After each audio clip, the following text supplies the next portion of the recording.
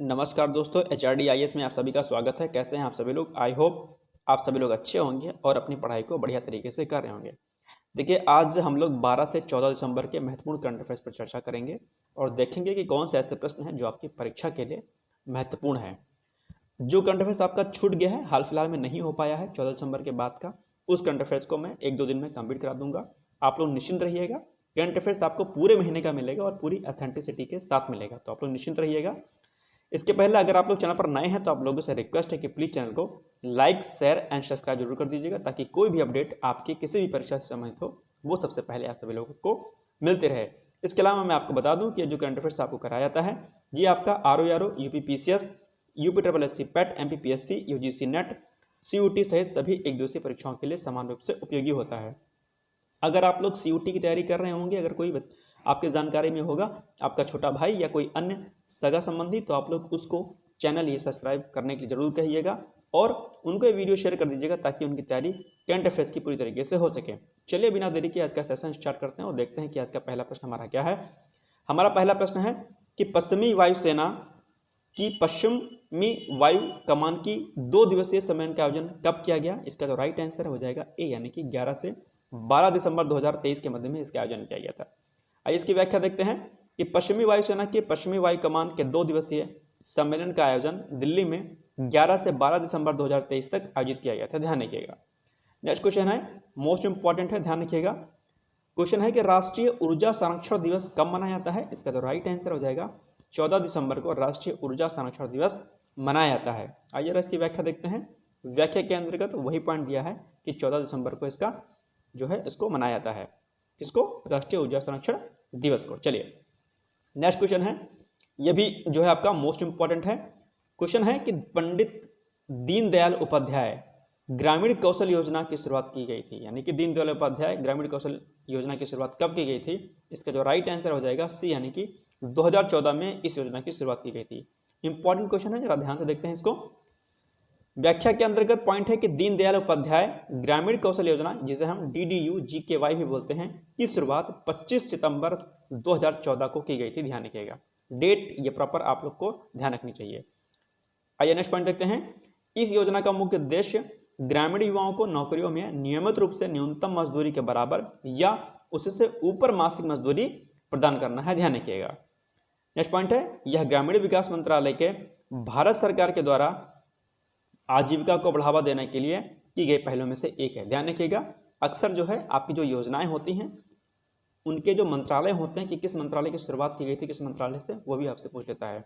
अच्छा, ये प्रश्न ये जो है ये आपका पुराना है, पुराना इन द सेंस कि ये मिशन पुराना है आपका, ये जो है आपका जो है मिशन पुराना है, लेकिन जब कोई मिशन, कोई योजना चर्चा में रहती है तो उससे संबंधित प्रश्न जो है आपकी परीक्षा के लिए महत्वपूर्ण हो जाते हैं। तो अभी हाल ही में इसका डेटा रिलीज किया गया है और बताया गया है कि किस किस राज्य में जो है इसमें इनके प्रदर्शन को बेहतर किया गया है, कितनी जो है ज़्यादा इसमें बढ़ोतरी की हुई है।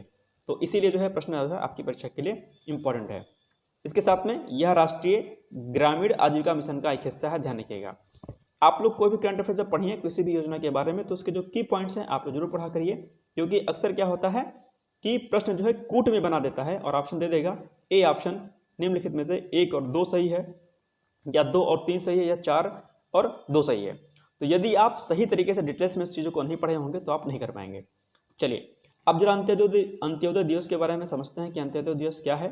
तो 25 सितंबर को अंत्योदय दिवस के रूप में मनाया जाता है। इस दिन प्रखर राष्ट्रवादी विचारक पंडित दीनदयाल उपाध्याय की जयंती को मनाया जाता है और अंत्योदय का अर्थ है गरीब से गरीब व्यक्ति का उत्थान। ठीक, तो अंत्योदय शब्द को आप लोग जरा ध्यान से दीजिएगा। कहीं कहीं बार ऐसा होता है, कई बार कि जो मुख्य की पॉइंट्स होते हैं, आपके जो मुख्य शब्द होते हैं, उनसे संबंधित जो शॉर्ट नोट्स होते हैं आपकी पीसीएस की परीक्षा में पूछ ले जाते हैं, और अंत्योदय वगैरह के शब्द को आप लोग अपने मुख्य परीक्षा के आंसर राइटिंग में जो है अच्छे से लिख सकते हैं। आपके आंसर्स में इससे जो है ज़्यादा क्या कहते हैं एक नया जो है निखार आता है और आपका जो उत्तर होता है वो बेहतर होता है। ठीक, चलिए नेक्स्ट क्वेश्चन है, राष्ट्रीय बौद्धिक दिव्यांगजन सशक्तिकरण संस्थान द्वारा 2 दिवसीय अंतर्राष्ट्रीय कार्यशाला का आयोजन निम्नलिखित में से किस स्थान पर किया गया? इसका जो राइट आंसर हो जाएगा बी, यानी कि नई दिल्ली में किया गया था। ध्यान रखिएगा। चलिए व्याख्या देखते हैं कि राष्ट्रीय बौद्धिक दिव्यांगजन सशक्तिकरण संस्थान द्वारा दिनांक 11 से 12 दिसंबर 2023 को डॉक्टर अंबेडकर इंटरनेशनल सेंटर नई दिल्ली में Indian scale for assessment for autism पर 2 दिवसीय अंतर्राष्ट्रीय कार्यशाला का आयोजन किया गया था, ध्यान रखिएगा। नेक्स्ट क्वेश्चन है, हाल ही में चर्चा में रहा शब्द IITM ESM क्या है, आपको ये बताना है। तो इसका जो राइट आंसर है वो हो जाएगा जलवायु पूर्वानुमान प्रणाली। आपको बता दूं कि जो कुछ शब्द रहते हैं इंपॉर्टेंट, जो चर्चा में रहते हैं उससे संबंधित प्रश्न पूछ लेता है, तो जरा अपनी नज़र को पैनी रखा करिए। कोई भी अगर आप न्यूज़पेपर पढ़ते हैं, कोई मैगजीन पढ़ते हैं, तो जो महत्वपूर्ण शब्द होते हैं, जो शब्दावलियाँ होती हैं, उन पर आपको विशेष ध्यान देना होता है, ध्यान रखिएगा। चलिए इसकी व्याख्या देखते हैं। हाल ही में चर्चा में रहा शब्द IITM ESM जलवायु पूर्वानुमान प्रणाली है।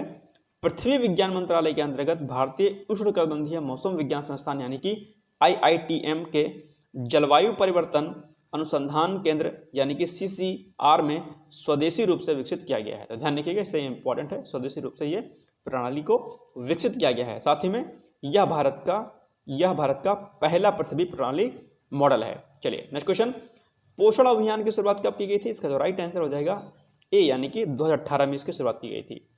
आइए जरा इसके पॉइंट्स को देखते हैं इंपॉर्टेंट।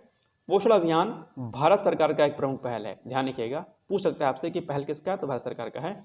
इसे कब लॉन्च किया गया था? इसे 8 मार्च 2018 को लॉन्च किया गया था, ध्यान रखिएगा। क्यों लॉन्च किया गया था?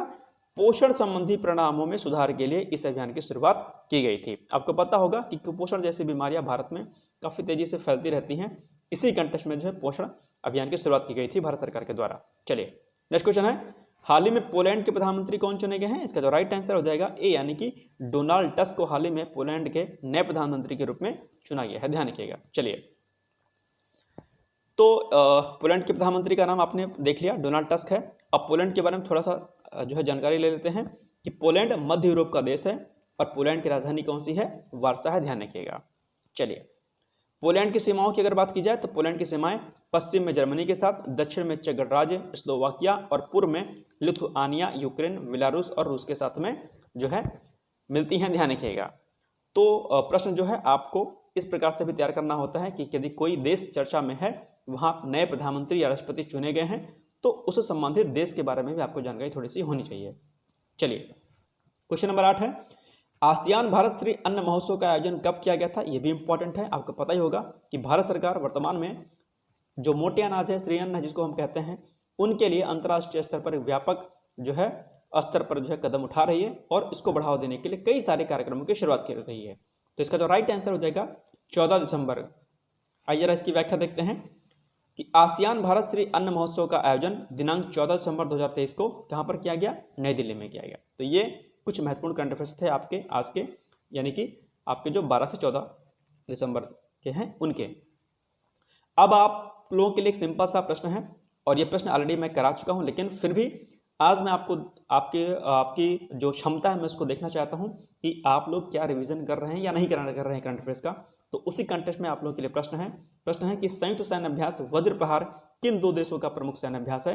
आपके ऑप्शंस हैं ए भारत और अमेरिका, बी अमेरिका और रूस, सी रूस और जापान, या फिर डी भारत और दक्षिण कोरिया।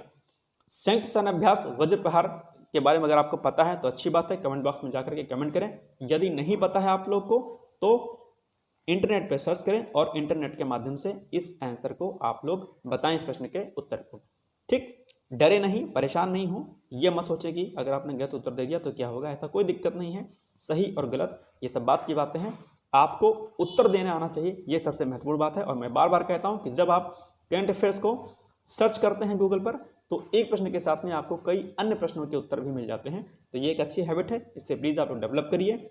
और आपको मैं बता दूं कि अगस्त से लेकर के अक्टूबर तक की करंट अफेयर्स 3 महीने की ऑलरेडी मैंने रिलीज कर दिया है। साथ साथ में नवंबर महीने की करंट अफेयर्स भी ऑलरेडी मैंने रिलीज कर दिया है हॉट कॉपी के रूप में। दिल्ली में दीपक फोटो स्टेट और लखनऊ में पुस्तक वाला बुक शॉप पे मिलती है पूर्णिया पर। साथ साथ में इलाहाबाद में भी अगले महीने से जहाँ तक कोशिश करूँगा कि मिल जाए। और अगर आपको सॉफ्ट कॉपी में चाहिए तो आप लोग टेलीग्राम व्हाट्सएप कर सकते हैं, वहाँ पर आपको ये current affairs free of cost दे दिया जाएगा। चलिए मिलते हैं फिर कल एक नए सेशन के साथ। तब तक आप लोग पढ़ते रहिए, मस्त रहिए, व्यस्त रहिए। परीक्षा आपके नज़दीक आ रही है, पैनिक मत होइए, परेशान मत होइए, खाने पीने पर ध्यान दीजिए और ईमानदारी के साथ पढ़ते रहिए, निश्चित तौर पर आप सफल होंगे। मेरी बहुत सारी शुभकामनाएं। कहीं कोई दिक्कत आती है आप सीधे हमें कॉल, मैसेज और व्हाट्सअप या टेलीग्राम कर सकते हैं। चलिए मिलते हैं फिर कल, तब तक के लिए जय हिंद, जय भारत, ऑल द बेस्ट।